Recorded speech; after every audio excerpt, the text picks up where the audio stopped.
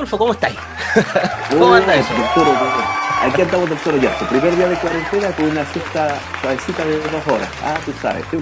Oye, te cuento, Adolfo, que el motivo entonces de este pequeño ciclo de cápsulas, para también los que nos están escuchando, es generar una orientación sobre un tema en particular, Adolfo, que ha causado problemas.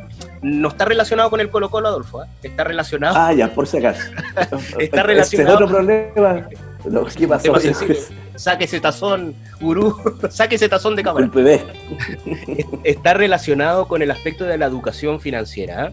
De tal manera que pretendemos hacer un ciclo de 4 o 5 cápsulas para contar un poco, analizar liquidaciones de sueldo, la planificación, qué significa el sueldo bruto, qué significa cuando hablamos de base imponible, porque nos hemos dado cuenta, hemos estado en múltiples programas ahora juntos, ese es el motivo de nuestro éxito, y que hemos en realidad vislumbrado que hay una falencia desde ese contexto de esa mirada financiera. También agradezco al que nos hizo la imagen al principio, que es Ronald Mesa, un alumno de nosotros, gran valor. Un alumno, muy agradable, Ronald. Gran valor. Así que también nos juntó en este aspecto. Pero empecemos de inmediato y de lleno a esto, porque la gracia es generar esto que sea rápido, preciso y conciso. Adolfo, no sé tú qué entiendes de este concepto, estimado gurú, del concepto de lo que significa la educación financiera. ¿Tienes alguna aproximación de qué se trata este tema? Para aclararle un poco a los que escuchan. Mira, yo, así como para familiarizarlo conmigo, para hacerlo un poco propio, yo me siento como que soy niño símbolo de la ausencia de esa educación financiera hace 10 años atrás. Porque lamentablemente nosotros, Juan Luis, y especialmente yo, que creo que soy mayor que tú, todavía no te he preguntado tu edad, mi viejo, pero no vamos a entrar en esa infidencia, pero creo que yo nací con las tarjetas de crédito, entonces lamentablemente nadie, en serio y en realidad, nadie enseña educación financiera. A uno lo que le enseñaban era simplemente a gastar.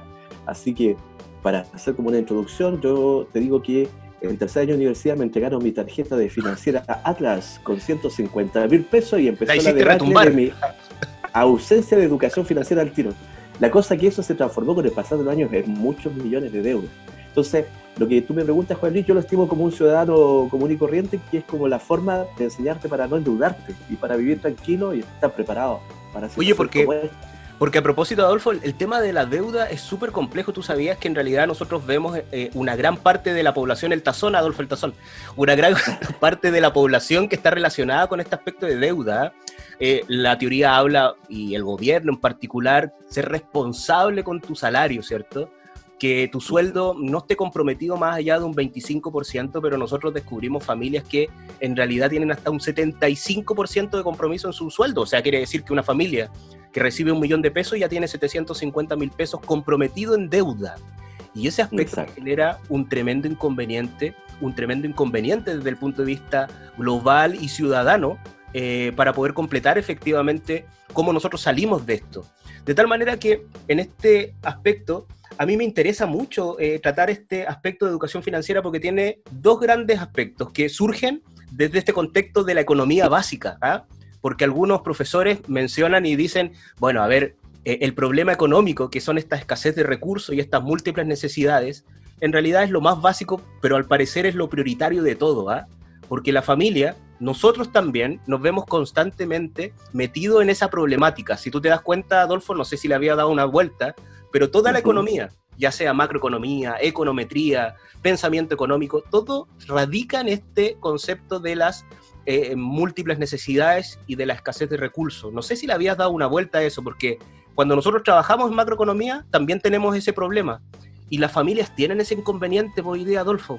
No sé cómo nosotros podríamos aportar desde esa mirada. No sé, ¿tú qué opinas? No, mira, totalmente de acuerdo. Ahora, también lo que yo reconozco como ciudadano es que, claro, nosotros tenemos siempre las necesidades básicas, ¿cierto? Alimentación, vivienda, educación, pero al mismo tiempo también nacen algunas necesidades que son sociales y que en algunos estratos, ¿cierto?, se va acentuando más en la medida que yo percibo que la gente va ganando más de anticipar los sueños.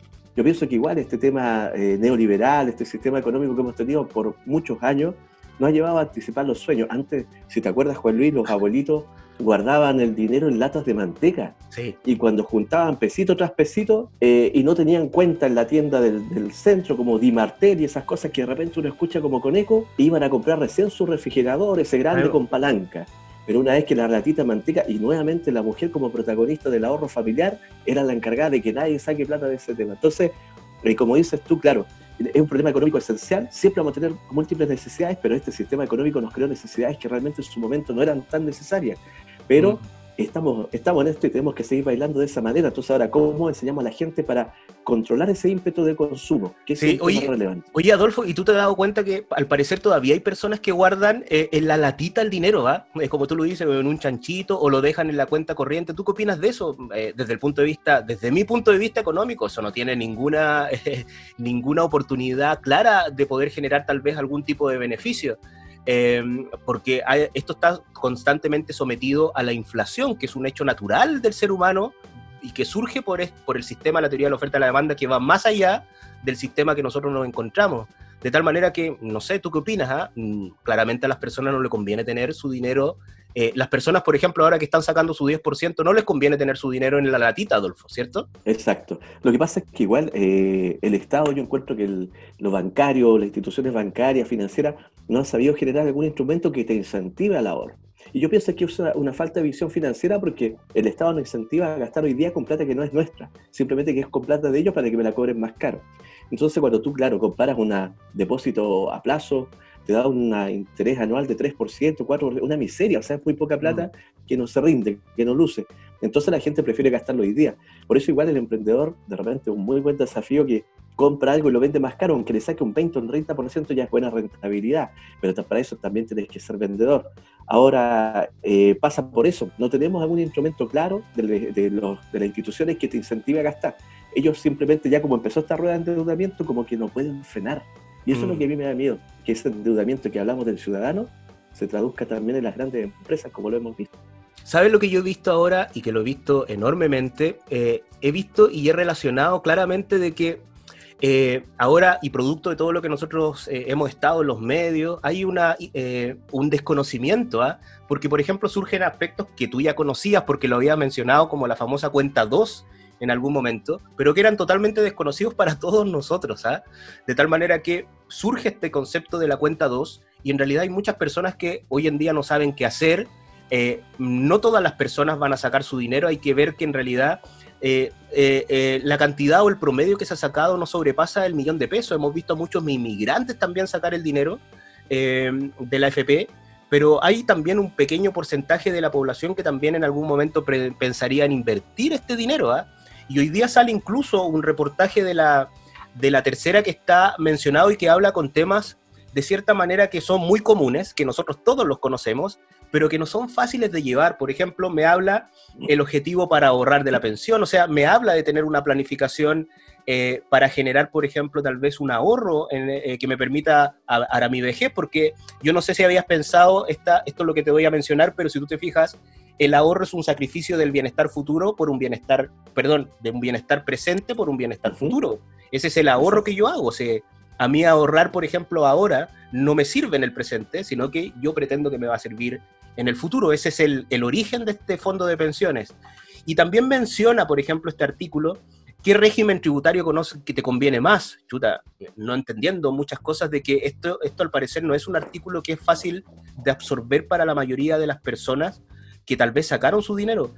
¿Cuál es mi aversión del riesgo? También menciona. Chuta, hay personas que tal vez se van a preguntar primero qué es la aversión, ¿cierto? ¿Qué es tener aversión? ¿O qué pasa si saco mis ahorros del APB antes de mi jubilación? O sea, son preguntas constantes que andan dando vuelta. Pero empecemos entonces con lo primero, porque si tú te das cuenta, y lo primero que aparece esto en un medio de comunicación nacional, la primera pregunta es que yo tengo que tener claro que los fondos de pensiones son para mi futuro. De tal manera que si yo los saco ahora, me va a generar también un inconveniente, por supuesto, a futuro. Un bienestar presente, que hay que entender un poco de bienestar, porque el bienestar nos daría orientado con la deuda. Y aquí surge esa frase desafortunada de la ministra del Trabajo, que yo te la comenté fuera de cámara, y que está relacionado con lo que sucedió en Perú, que en Perú se permitió sacar el dinero. Y ella mencionaba que esperamos que cuando los chilenos saquen ese 10%, no lo ocupen, ¿cierto? Para comprar un plasma, ¿cierto? Hoy día salió pidiendo disculpas la ministra del Trabajo, Saldívar, y a mí me llama la atención, porque la ministra del Trabajo viene de una familia social, obviamente de una élite política, pero bien hay que recordar que está muy relacionado con la familia Saldívar, que es una familia connotada y relacionada con un determinado partido político, y que sale con esta frase tan desafortunada y que no es la única que ha surgido por parte del gobierno, porque recuerdas, por ejemplo, el ministro Larraín cuando hablaba que había bajado la inflación y que era el momento de comprar flores, ¿cierto? O el ministro que fue de Justicia en su momento, si no mal recuerdo, y que mencionaba, por ejemplo, que teníamos una casa en la playa. De tal manera que aquí empiezan a surgir esas preguntas. ¿Qué opinas de esta frase de la ministra del Trabajo, Adolfo? Bueno, lo primero que pensé yo cuando escuché esa frase fue que estaba desfasado el tiempo y el espacio. Hace mucho tiempo que no compraba televisores porque el plasma ya no se vende hace como 12 años. Cuando yo escuché plasma, yo pensaba que era un plasma para anticuerpos para el coronavirus, ¿me entiendes? Pero nunca pensé en eso. Y lo otro que, claro, lo lamentable de esto es que ellos pueden tratar de buscar una forma social de orientar a las personas, pero no de imponer. Suena como un patrón de fondo una vez más. Y ese es el problema que hemos tenido con las diferentes autoridades, que suenan como patrón de fondo. Acá es como consejo que hay que dar. Ahora, imagínate, ahora es bueno lo que me acabas de decir, el ejemplo de Perú, porque no lo había evaluado. Creo que Perú retiró esos fondos entre octubre, noviembre, diciembre del año pasado. Y el escenario de ellos fue dramático, porque gastaron la plata, se dieron sus lujos, está bien y corresponde porque es su dinero. El concepto de propiedad privada igual me gusta mucho porque es el dinero de uno, pero ello fue antes de la pandemia. Por eso sería interesante después analizar un poco cómo está el tema peruano, el tema de organización social que tienen ahora, porque se gastaron la plata que tenían ahorrada y se la gastaron en lujos, porque en realidad los lujos van a ser diferentes para toda la familia. Para algunos un lujo puede ser una familia ABC1, viajar por toda Europa y Asia y África 3 meses. Para uno a veces es el plasma, como decía la ministra, que es un LED en realidad. Todos tenemos diferentes, pero el tema es que, claro, lo que hay que fomentar en la gente y aconsejar, y que uno mismo tiene que hacerlo, es estirar este dinero, es ahorrarlo. Ahora, si no lo necesitas, no lo gastes, no es el momento de gastar. Quizá más adelante puedes realizar alguna inversión, pero no es el momento de gastar porque primero tenemos que comer. Yo tengo que asegurarle a mi hijo, a mi hija, a mis 2 hijos, tengo que asegurarle que van a tener pan de cada día. Entonces, no puedo decirle, hijo, pucha, lo siento, es que como invertí en un auto, por ejemplo, pedí un pie y me compré un autito, no tengo para darte pan. La situación es dramática, estamos hablando de ollas comunes y todo el tema, entonces, por lo mismo, la importancia de que la gente sepa estirar esto y ahorrarlo de la mejor manera. Ahora, Adolfo, que no se malentienda, porque yo creo que tú o yo hemos estado en distintos programas y estamos a favor del retiro de ese 10%, que hay que recordar que también ocurrió ya en el año 86, producto del terremoto, en el cual también se incorporan, que después podemos hablar, el aspecto del impuesto también específico a los combustibles, producto de la reconstrucción que iba a suceder en el país. De tal manera que se aplicó eso y también se saca un porcentaje que es un 10%, un 10, algo también, que se saca efectivamente también y que en cierta manera no genera un tremendo inconveniente desde el punto de vista económico. Así que para los que nos están escuchando, que no se malentienda, por lo general nosotros estamos a favor de ese aspecto, pero lo que yo no estoy a favor es que se haya realizado ese aspecto producto de una emergencia, porque si te das cuenta, el tema surgió porque el gobierno no llegó a tiempo. Claro. Lo vemos ahora con el bono de clase media, Adolfo. Yo te lo venía contando también hace un momento atrás, que en realidad hay personas que ni siquiera saben cómo postular, porque también el Servicio de Impuestos Internos tampoco es una entidad especializada en servicios sociales, al contrario, te cobra impuestos, y no está interiorizado en ese aspecto, de tal manera que tampoco me he dado cuenta que sabe cómo orientar de manera correcta. Entonces yo he recibido muchos llamados, escritos, bueno, pero ¿qué incorporo? Cuando me dicen de ingresos formales, ¿qué coloco? ¿Qué es lo que hago?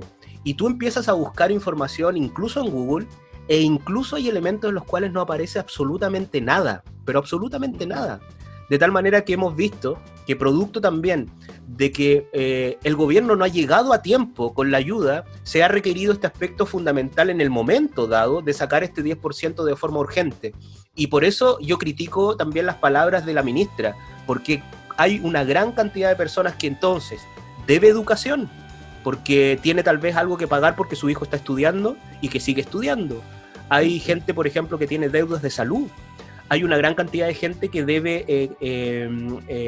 tiene que pagar las cuentas de la tarjeta de crédito. un aspecto que surge en los 80, porque tú recordaste muy bien que nuestros padres, nuestros abuelos, en realidad tenían un sistema económico que era distinto al nuestro. Ellos juntaban el dinero, recogían. Yo recuerdo que mi viejito recogía, por ejemplo, los clavos porque decían, es que este clavito me puede servir para algo, ¿cierto? Esta cosita me puede servir para algo. Los grandes terrenos que teníamos en el barrio Prat, en la 18, tal vez hasta tus papás, mi papá sembraban papas, ¿cierto? Hoy día eso ni tú ni yo ni lo hacemos. De tal manera que nosotros nos encontramos claramente con un sistema distinto y que ahora, producto de la pandemia, también va a cambiar. ¿Ah? Nos vamos a ver entonces con esta situación y también esperemos analizar lo que ocurrió en Perú, que ahora los peruanos no tienen dinero para poder costear entonces sus jubilaciones. Hay que pensar que las jubilaciones están hechas para eso, ¿ah? O sea, cuando yo saco una parte de mis remuneraciones para pensar en mi futuro.